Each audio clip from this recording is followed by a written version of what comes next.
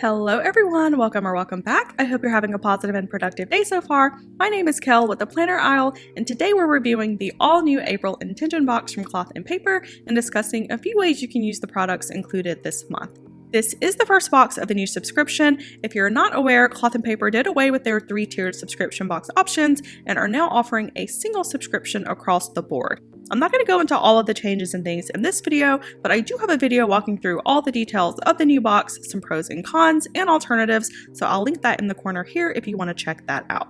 So the theme for this box is planning in threes, which plays on the idea that by breaking down plans or goals in groups of 3, it allows you to organize your tasks in a way that's easier to understand and implement. It mirrors the rule of 3, which is a principle that suggests that people tend to remember things better, they're more engaged, and more effective when information is presented in groups of 3. I'm not sure how Cloth and Paper will incorporate this theme into the products in this box, but it's definitely an interesting choice, and I'm curious how the items will match up. I do just want to mention that if you subscribed to the previous boxes, you should note that while most subscribers saw a price increase with the Intention box, there's also supposed to be an increase in quality, so I'll definitely be keeping my eye out for those quality improvements and incorporating that into this review as well. Make sure to stick around until the end for my final thoughts and rating, and as always, feel free to leave me a comment below with any questions or topics that you'd like for me to include in my next video. Without further ado, let's hop in.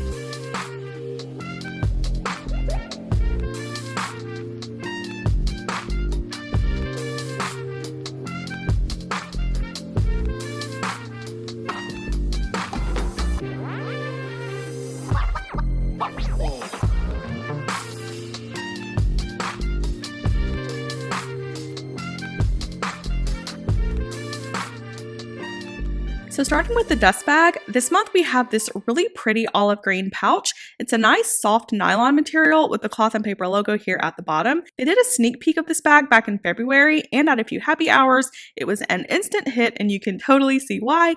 Comparing this to the drawstring bags from prior months, this is clearly a huge step up. The olive is such a great color for a number of styles and colorways. I love these mild earthy tones, and it pairs really well with blacks, browns, tans, and a lot of the other neutral tones that most planners come in. It's also a really nice size. I'll throw the dimensions on the screen here. It can easily fit in a 5 planner or a notebook. One thing to note is this is a very square bag. It's slightly rectangle, but only by an inch or so, and you get more of a boxy look rather than the standard rectangular shape that most pouches come in. The other great thing about this is that it does have that puffer look, which will offer whatever contents you put in here some protection from drops, although there's not too much padding. This pouch also has a silver zipper, which is fantastic if you want to fully secure your items. The make seems pretty sturdy. You have these vertical stitches on the outside to give it a little more support in case you're putting something heavier in here. It'll be less likely to tear, so that's nice to see. I also like that the inside is the same color and material, which makes the bag feel a lot more cohesive and high-end. This is by far one of my favorite bags that Cloth and Paper has sent. The design is so nice, and the size lets you use it for a number of things. You can put a planner or a notebook in here, or you can use it to store electronics like your iPad or Kindle or something. You can store accessories or cords or other stationary items like sticky notes and notepads. You can also use it for non-stationary items like makeup or travel accessories. I was hoping that I'd be able to use it with this pin pouch that came in a sub box a while back, maybe last year or the year before. I can't quite remember, but unfortunately the colors and materials don't match. The pin pouch is a darker olive with a much tougher nylon feel, where this bag is a much softer, much squishier nylon, and it's a much brighter olive, so that's a little bit of a bummer, but this will still pair well with most colors on the color wheel. I originally wanted to use this to house my iPad Pro, which is where I keep my digital planner, but it's a really tight squeeze if I do that, so I'm not 100% sure yet what I'll throw in here. I may keep a notepad and maybe a notebook to brainstorm ideas for content or work projects, or I may use it as an accessories pouch and throw some of my more commonly used stickers and sticky notes and things in it instead. I'm really happy with this bag. Again, I'm glad that they ditched the drawstring bags. I personally wasn't a huge fan of them. Based on what Ashley mentioned last week, I think each box is going to have a different sort of focus point. So the May box, for example, will not focus on the bag, which I appreciate.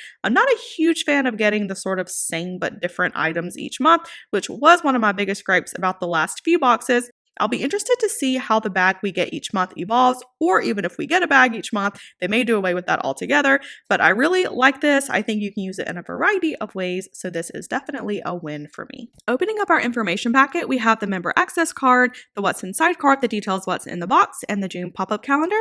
Next, we have the April monthly reflection card. We get one of these each month, and each card has a different word or phrase in the question prompt. For April, we have the word toi across the front, and the question prompt says, how can you save your time? Both printed in black.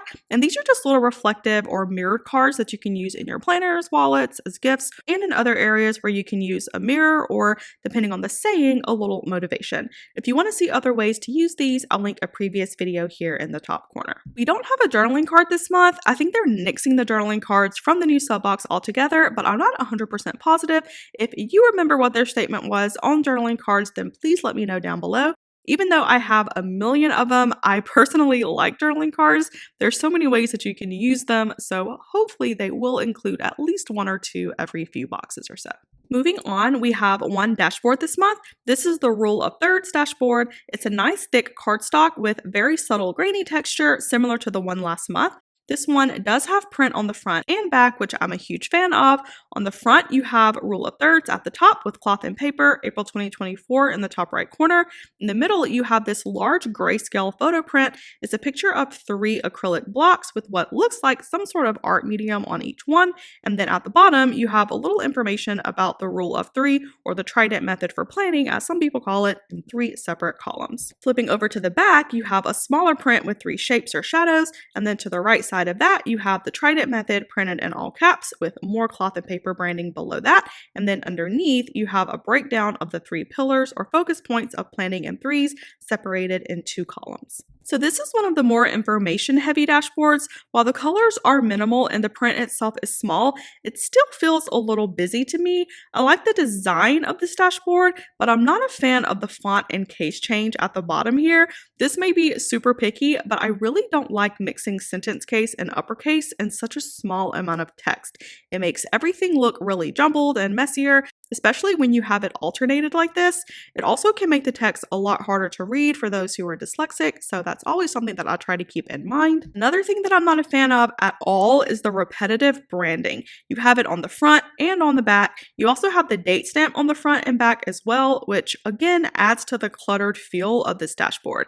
I think having the company name or logo and date stamp on the front is fine, but I don't see the benefit of including it on the back here, especially in a highly visible area. It takes up precious real estate and it takes away from the cohesiveness of the dashboard itself. You have the trident method, and then where you would expect to have maybe a definition or a photo or something, you have clothandpaper.com, where it was designed, and then luxury and simplicity directly underneath instead, which just feels really disconnected. I feel like you could have extended the print across the page, maybe added a couple of smaller prints, or even left it blank, but the additional branding here, I just don't think it's necessary, and it makes the back look much more cluttered than it has to. Again, that may be a small thing to nitpick, that may not matter to most people, but it's something that caught my attention, so I wanted to point it out. One thing you can do, and what I plan to do, is to use a sticky note and cover the back text here. That way you can use it to write a quote or something, or maybe a word of the day. If you want to stay within the theme, you can always write 3 affirmations or maybe 3 things that you want to accomplish for the day, or of course you can always leave it blank. All that being said, I do like the design and the color here. I probably won't use this, but I think this will be a great option for those who are interested in the trident method for planning and want to have this sort of reminder or guidance in their agenda. Next, we have a set of 3 page clips. These are in the color olive, so they match the dust bag this month. These are essentially fancy paper clips, so they're pretty straightforward. You can, of course, use these to mark your place on your page, or you can use them as bookmarks, dividers, or placeholders, and anything else where you may need to note a page or an area of a page. These are a really light metal, and they're fairly sturdy. I'm not getting much bend on the inner tab here. I also like the overall shape of these. The stadium is a lot softer than a square clip, and it blends in nice on your paper. One thing to note with any metal paper clip is over time, it will leave an indentation in your paper. So if you clip it on paper or something paper-based that you don't want to see damaged, then you may want to use an ollie clip or a page flag to mark your page instead. If you're clipping it to like a thick vellum or maybe a flyleaf of some sort, then you won't have to worry as much, but something to keep in mind. If you do decide to use them as section dividers, you can write on them with paint markers or wet erase markers. You can use Sharpie as well. Just make sure that whatever you use to remove the ink is non-abrasive so you don't lift the color. I like the idea of using this on my monthly spread since I reference those inserts quite a bit, but I really don't like my pages having indentations, so I'm still trying to make up my mind if I want to do that or not. I love the look of these with my color scheme, so I may just have to suck it up. If not, I may end up using it in my work notebook since I'm not as worried about page damage there. Lastly, I just want to mention that the packaging on these is fantastic. I hope in the future they send more dashboards and journaling cards in this sort of semi-transparent vellum material. It feels so nice and luxurious and adds a layer of sophistication to your planner. Next, we have this time block pad and set of priority stickers. This is an 8.3 by 11 inch pad with 50 pages total. You have a pretty straightforward weekly layout. At the top, you have your date field, and then below that, you have your weekly layout. This is a Sunday start, and your days of the week are listed on your left-hand side with a blank space to write whatever you choose to, and then you have your hourly block starting at 5 a.m. going all the way to 11 p.m. Because this is a notepad, it's designed to sort of use and discard, so I think it lends itself well to events and maybe some one-off projects that you don't need to necessarily keep record of. They did send a time block notebook in a prior box that's very similar to this one that serves essentially the same purpose. If you're a time block planner, you could use both of these together, the notebook for your everyday planning and meetings and things that you may need to refer back to, and then the notepad for less significant items. If you do choose this method, just know that the notebook is a Monday start and the notepad is a Sunday start, so it may end up being confusing or annoying to switch back and forth, so again, something to note. Personally, I'm a Monday start fan. Because I work Monday through Friday, I like my weekends to be grouped together and my weekdays separate. If you work on the weekends or if your schedule is more varied, then a Sunday start might make more sense to you. They also included this transparent priority sticker set. You have 4 sheets total in 4 different colors: olive, saddle, beignet, and matcha. And each sheet has 30 stickers in 3 sizes on each sheet: 6 large, 9 medium, and 15 small. So these are pre-cut to fit each block on your notepad depending on what size that you want, and you can also mix the colors if you need to separate a task by event or category. While I like the look and the feel of these, I do not recommend using these here, and there's 3 reasons why. So first, because this is a notepad and not a notebook, the sheets are meant to be discarded after each day. Unless you're keeping these in a folder or something, using these stickers to block off your day and then throwing it away is incredibly wasteful. Second, stickers are expensive, and if you're using these daily, these sheets are going to last you about 4 days before you run out and need to repurchase them.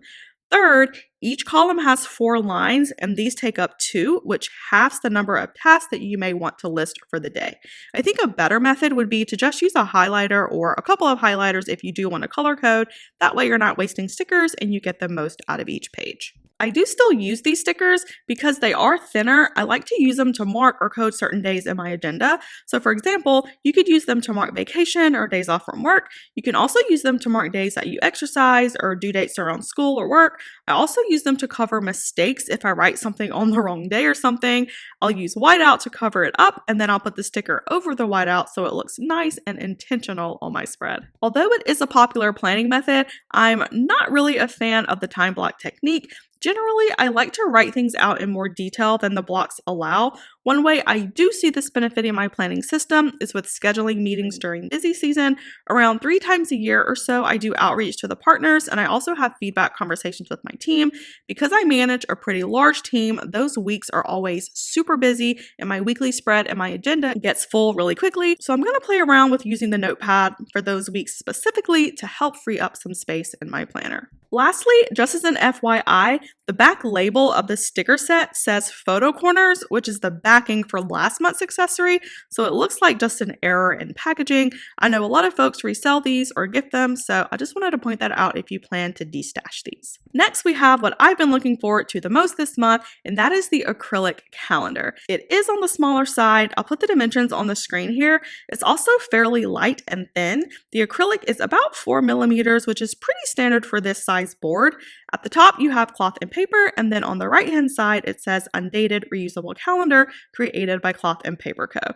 The spacing is a bit odd here. I will admit that when I first read this, I read it vertically, which made no sense, but if you don't like this text here, you can always cover it up with a sticky note. Below that, you have the number for each month, your weekly calendar spread with a Sunday start, and then at the very bottom, you have a section for notes. This is such a cute little calendar, and there's a number of ways that you can use this. I think it's a bit small to use as like a monthly wall calendar. The boxes are a little too tiny to put a lot of detail, but it serves really well as an overview spread or a place to put bullet points, bills, maybe use it to list events or birthdays or something.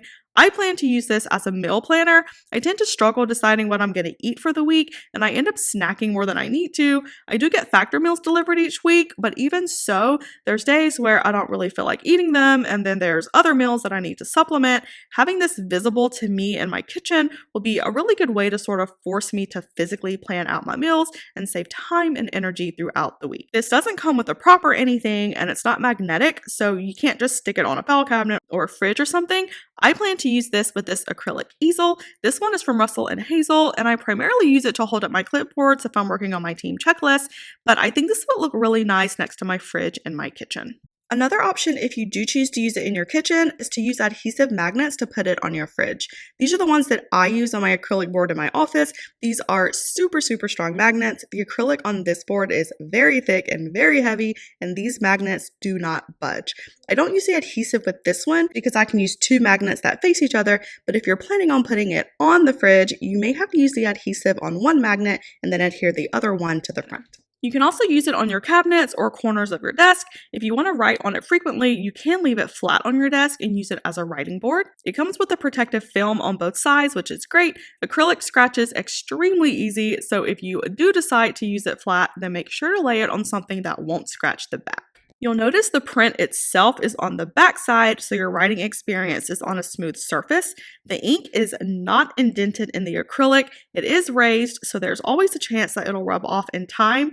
You can actually see here it's already starting to lift.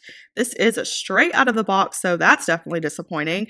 Seeing this, I would refrain from sitting this on anything remotely rough or even laying it flat at all. It seems like this will lift pretty easily, so definitely utilize an easel or something so that you can avoid any damage. So removing the film and testing this out, you can write on this with dry erase, wet erase, or paint markers. If you're using it on your fridge or something, dry erase markers work really well because you don't have to worry about using any cleaner to remove what it is you're writing.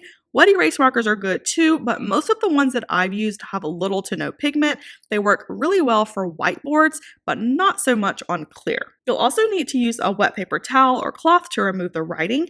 Paint markers work really well too. They tend to be a lot heavier ink, so they show up really bright and clear on acrylic. Similar to wet erase markers, you will need a wet cloth or something to remove the writing, and you may need to use alcohol or a whiteboard specific cleaner to remove everything. For me, since I'll be updating this quite frequently, I'm probably just going to use a dry erase marker. They're much more widely available, and they come in a ton of fun colors as well. Whichever tool that you choose, just make sure that you read the reviews to ensure that it has a good amount of pigment in them.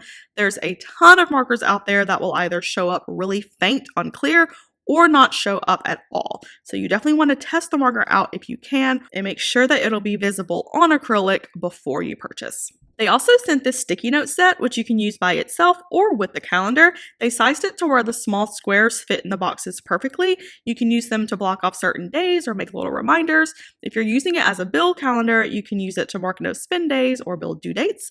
The colors match the color theme of this box perfectly. The brown, olive, and this sort of pinky tan embody the rich earth tone, and it really complements a wide range of color palettes. If you don't want to use these with a board, you can use these as you would any other sticky notes. I like the smaller notes for areas in my inbox or on my monthly spread since it's one page. The bigger ones I use a lot in my work notebook or on my wall calendar if I need to make a note of something urgent or anything else that I want to stand out. You can't really go wrong with sticky notes. I do have a bunch of them, but it's an accessory that I run through quite frequently, so I always enjoy when they include them in the boxes, especially the less common sizes and textures.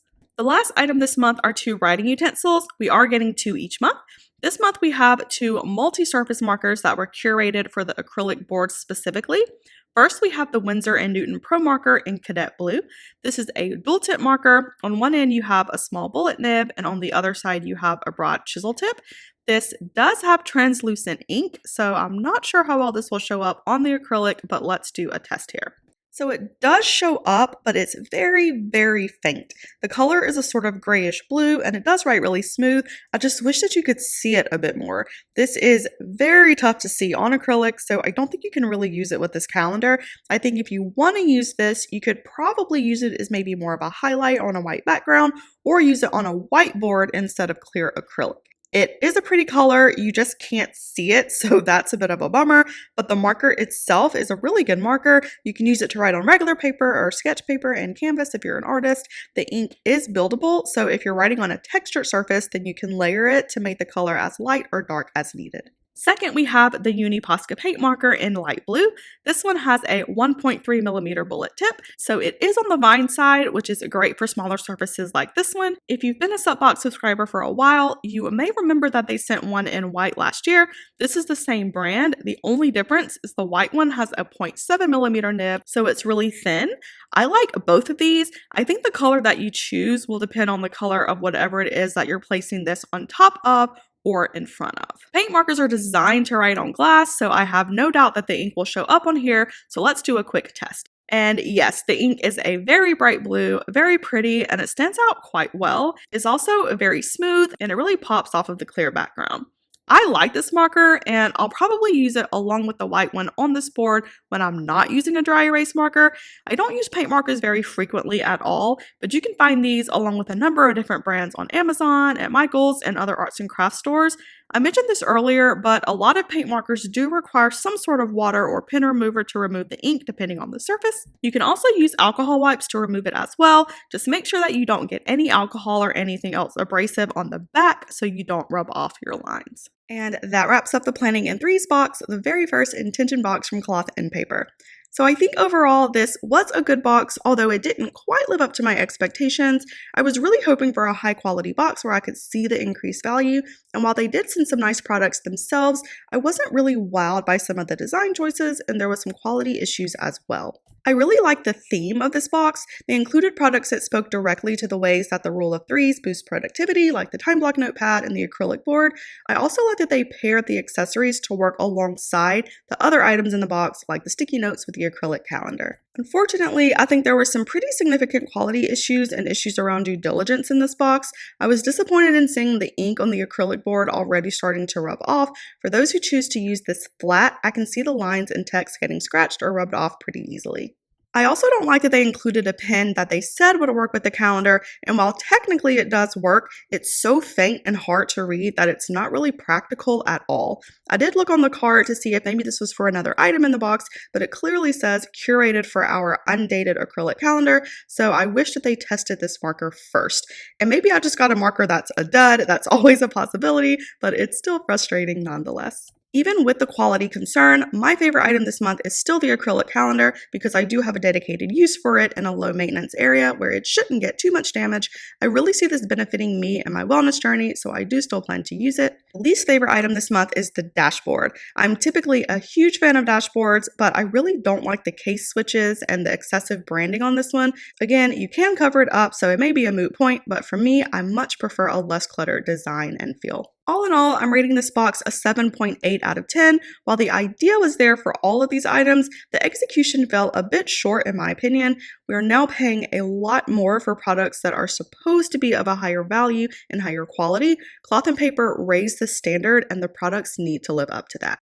And maybe it's a quality control issue. I would love to know if anyone else had the same issue with the acrylic and the marker, but either way, like I said earlier, I still think that this is a good box. We got a super nice bag, some nice sticky notes, and the time block pad, which are all really great products. I did notice that they did not include any inserts this month, which will be a win for some and not for others. I do like getting inserts, but I don't have any strong feelings one way or the other. Next month's box is going to include inserts, so maybe we'll get our fill then. It seems like the Cloth and Paper team has some fun things in store for the new Intention subscription, so hopefully the May box and those in the future will meet or ideally exceed our expectations, and we'll begin to see that increased value that we've all been waiting for. And that is it, you guys. I hope that you enjoyed this video. If you do want to see more planning and organizational content, please hit the like button and subscribe. You would help my channel out a lot. Also, don't forget to follow me on Instagram for more planner tips and inspo, sending positive vibes your way. Until next time, have a wonderful rest of your day.